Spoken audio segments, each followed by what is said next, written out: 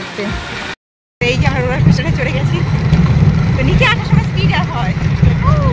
তো ফোনের চার্জ শেষ, ক্যামেরাও অন হচ্ছিল না তখন, জানি না চার্জ শেষ হয়ে গেছে নাকি। তো ক্যামেরাটা এখানে বলে একটা দাদাকে চার্জ দেওয়া হয়েছে, তো আমি ক্যামেরাটাই আনতে যাচ্ছি এখন, দেখি যদি অন হয় হবে, না হলে তো কপাল খারাপ আমার। আর যারা তোমরা আমার এই ব্লগটা দেখবে না তারা খুবই মিস করবে, তাই সবাইকে পুরো ব্লগটা দেখার অনুরোধ রইল। দেখো গাড়ি চালু হয়ে গেছে, স্পিড তো হবে, আমার ফোনটা না পড়ে গেলেই। হ্যাঁ হ্যাঁ, উপরে অতটা স্পিড নাই, হ্যাঁ নিচটাতে স্পিড।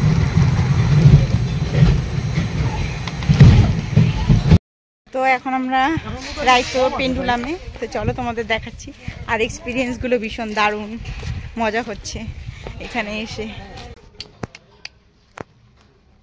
জাস্ট পেন্ডুলামটা দেখতে পাচ্ছ,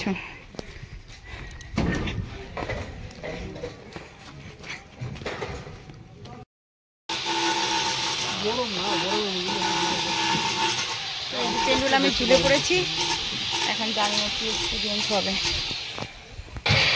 ভালো করে বলবো, ফোনটা যেন না পড়ে, টেম্পার গ্লাস নাকি।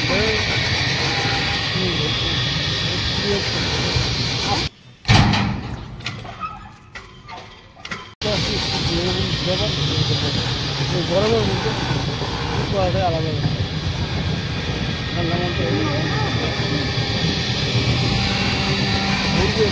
পেন্ডুলামের মতো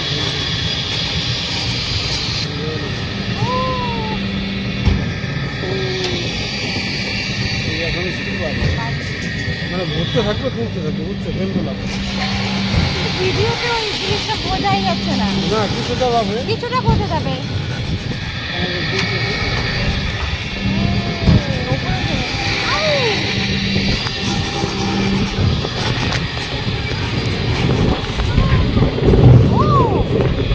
এটাই তো এক্সপিরিয়েন্স, ভয় লাগছে না? এটাই তো এক্সপিরিয়েন্স করা। এটা তো এটা যখন যত উপরে উঠবে তত এটা ম্যাক্সিমাম না তখন বলবে। তো পেন্ডুলামে ওঠার পরে এখনো মাথা ঘোরাচ্ছে আর এর গা ঘোরাচ্ছে। তো যাই হোক, কিন্তু এক্সপিরিয়েন্সটা ভীষণ মজার ছিল। তো এখানে ঘুরতে এসে ভীষণ মজা লাগছিল, আর অনেক রকমের রাইড করার মতো জিনিস ছিল, ভয়ঙ্কর ভয়ঙ্কর এক্সপিরিয়েন্স। তো এখানে এসে আমি বাঞ্জি রাইডটা দেখে আমার সেই দীঘার কথা মনে পড়ে গেল। তো দীঘাতেও আমি বাঞ্জি রাইড করেছিলাম, কিন্তু সেটা ছিল অনেকটাই ছোট, আর এই বাঞ্জি রাইডটা অনেকটাই বড় আর ওয়াইড ছিল। তো ভাবলাম ঠিক আছে, যাই হোক তাই হোক, আমি বাঞ্জি রাইডটা করব। তবে আমার বর বলছিল না আমি করব না, তোমার যা খুশি করতে থাকো। তো দেখো ফাইনালি আমি ঝুলে পড়েছি বুকে বল নিয়ে। কিন্তু এখানেই একটা টুইস্ট, যেহেতু দীঘার বাঞ্জি রাইডটা অনেক ছোট ছিল, আর ওখানে যতটা না ভয় লেগেছে, এখানে একটা টাইম যেখানে মনে হচ্ছিল দমটা বন্ধ হয়ে গেছে। সত্যি একটা সেই রকম এক্সপিরিয়েন্স হয়েছিল, সেটা বলে বোঝানোর মতো না। একমাত্র যারা এই বাঞ্জি রাইড করেছো তারাই বুঝতে পারবে।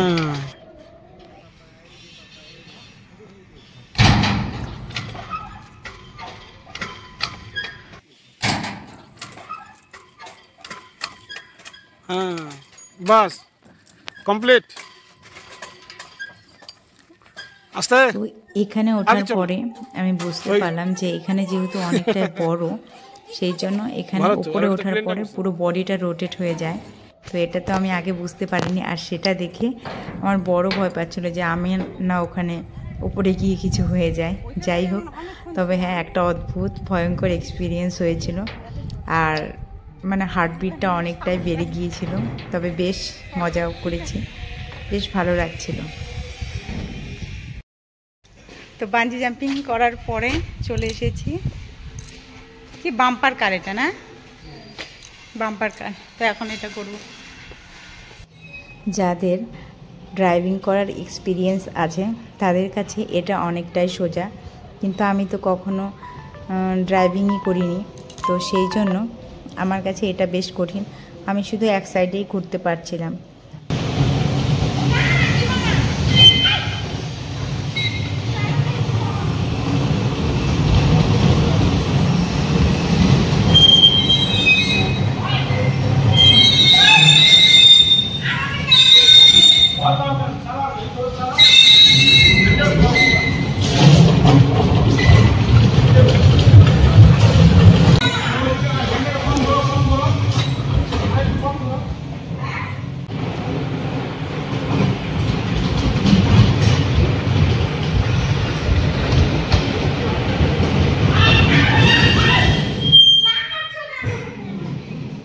তো এই যে এখানে দেখো হর্স রাইডিং এর ব্যবস্থা আছে, কিন্তু আমরা এখানে হর্স রাইডিং করব না। কি বলছো? টাকা দিয়ে কি করব? আচ্ছা দাও। দেখো কত সুন্দর ঝুনু ঝুনু করে আওয়াজ করছে, নুপুর পড়িয়েছে। দাও দাও, টাকা দাও।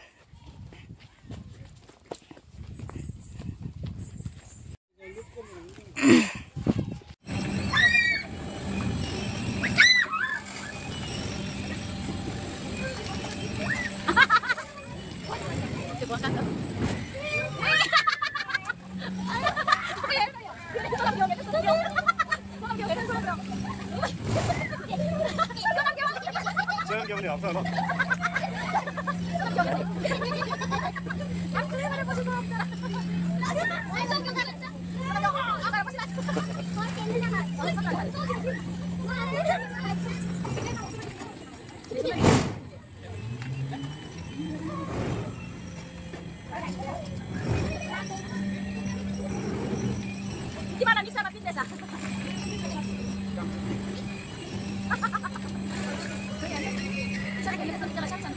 আমার ফোনের চার্জ 10%, তো অন করতে পারছি না। আর তারপরে আমরা এখন যে ওয়াটার পার্কে সুইমিং পুল আছে, তো সেখানে কিছু গেমস আছে, তো ওগুলোই ট্রাই করব। চলো আমরা দেখতে থাকো। তো ফাইনালি আমরা চলে এসেছি, আর এখানে দেখো পার্কের নামটাও লেখা রয়েছে অনেক বড় বড় করে, মা প্যারাডাইস ওয়ার্ল্ড। তো আর এখানে সবাইকে আলিপুর ওয়াটার পার্ক বললেই তোমাদের বলে দেবে এটা কোথায়। এখন আমরা দেখো ড্রেস চেঞ্জ করে চলে এসেছি ওয়াটার পার্কে। তো ওয়াটার পার্কটা তোমাদের একটু ঘুরে দেখাচ্ছি। এখানে দেখো রিল্যাক্সেশন করার জন্য চেয়ার পাতা আছে। এইদিকে দেখো একটা ওয়াটারের জায়গা, আর উপরে বক্স চলছে, তোমরা ডান্সও করতে পারবে। আর এদিকে দেখো অক্টোপাস।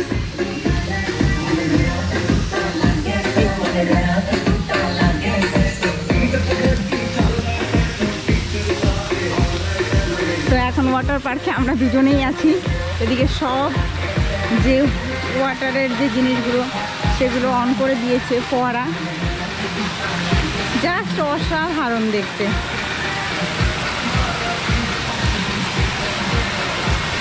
জল আছে, জল বেশি নেই না বাবা,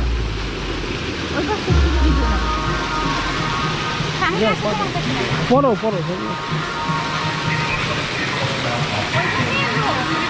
নামো না, একদিক দিয়ে নামলে এলো, নামো। আরে নামো না,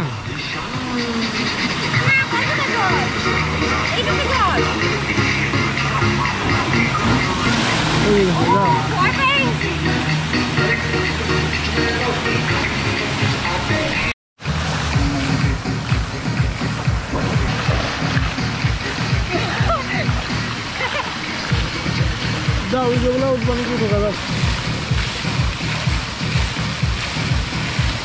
দাঁড়াও, আগে উঠে নেই তারপরে তো ধরবো।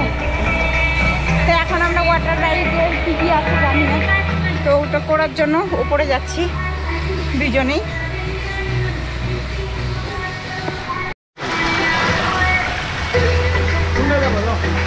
হ্যাঁ গেলেই, হ্যাঁ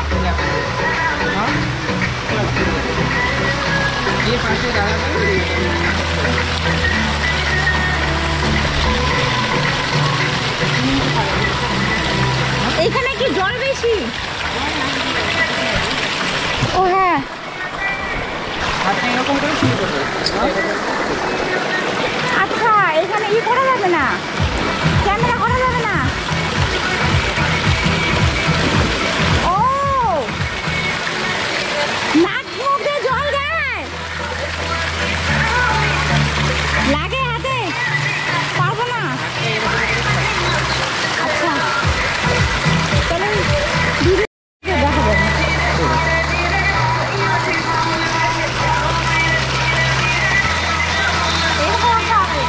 হ্যাঁ, হাতটা এরকম করে শুয়ে পড়বে।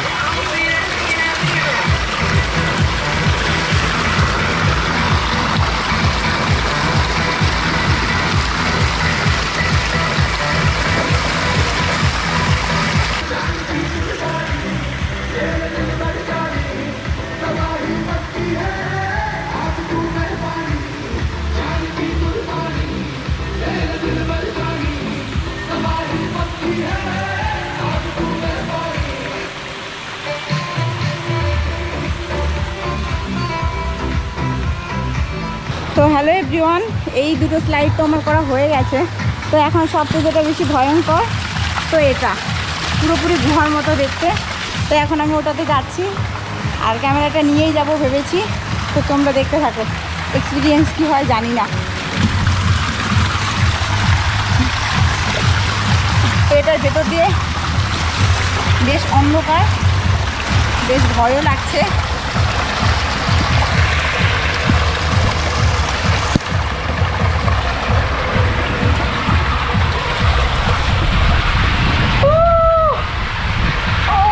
God.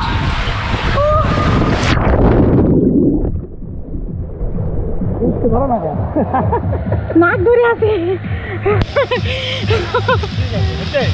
হ্যাঁ হয়ে গেছে। এই যে এখন এখানে আছে ছোট ছোট বাচ্চাদের, আর ওগুলো ছিল বড়দের। তো আমার সবগুলো করা হয়ে গেছে। আর ওই জিনিসটা দেখে আমার ভীষণ ভয় লাগছে, যখন ডাউন হয় পুরো জলটা পড়ে যায়। তো সেটা দেখে আমি ভীষণ ভয় পাচ্ছি, জানি না কেন। তো আর এখানে এসে তো ভীষণই মজা লাগছে, জাস্ট অসাধারণ লাগছে।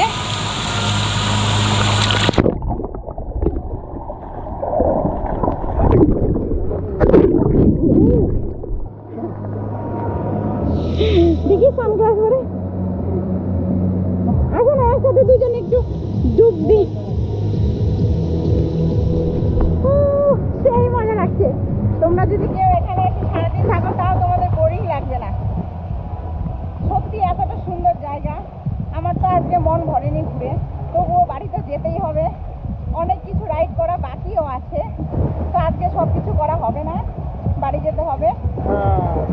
চলো চলো এখন। ওইখানে জল যাবে তো মনে হচ্ছে। আচ্ছা ঠিক আছে।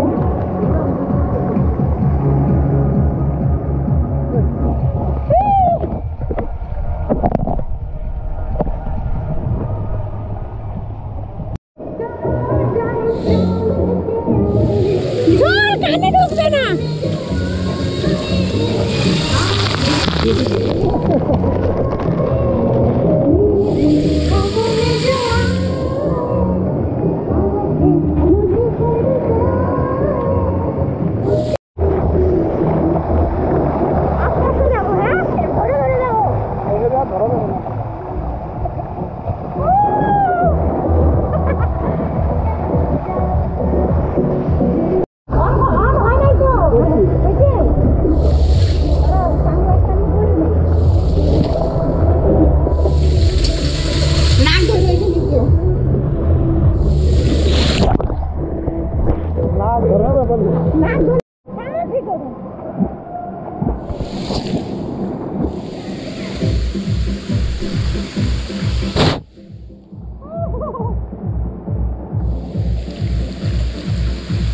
চলো চলো। তো ফোনের চার্জ শেষ, পুরো সুইচ অফ হয়ে গেছে। আর এদিকে আমাদের ঘোরাঘুরিও শেষ, এখন লাঞ্চ করে তারপরে বাড়ি চলে যাব। কিন্তু অনেক কিছু করা বাকি রয়ে গেল। তো এখন চলে এসেছি রেস্টুরেন্টে লাঞ্চ করব। তো লাঞ্চে রয়েছে ফ্রাইড রাইস আই থিঙ্ক আর চিকেন। তো দেখা যাক। তো আমাদের লাঞ্চ রেডি হতে যেহেতু বেশ অনেকটাই টাইম লাগবে, তাই ভাবলাম এখানে মাসাজ চেয়ার রয়েছে, তো সেখানে আমরা মাসাজটা করিয়েই নিই। তো সব কিছু করার পরে এতটাই টায়ার্ড হয়েছিলাম, আর মাসাজটা করার পরে বেশ ভালো লাগছিল, আর পায়ের মধ্যে বেশ আমার সুরসুরে লাগছিল। আগেই আমরা ম্যাসাজ যে এটা ছিল ওই ম্যাসাজটা করে নিলাম, আর এখানে বসে বসে আমি দেখো হালকা একটু ক্রিম ট্রিম লাগিয়ে রেডি হয়ে গেছি। আর এখন আমরা লাঞ্চটা করব। তো আমাদের টোকন নাম্বার ডেকে দিয়েছে, ও আনতে গেছে লাঞ্চটা, নিয়ে আসছে, আর ওখানে গিয়েই আনতে হয় সব কিছু। আর লাঞ্চে রয়েছে দেখো ফ্রাইড রাইস আর চিকেন, বেশ সুন্দর একটা ফ্লেভার। নেও না তোমার যেটা ইচ্ছা। তো চলো লাঞ্চটা আগে করে নিই।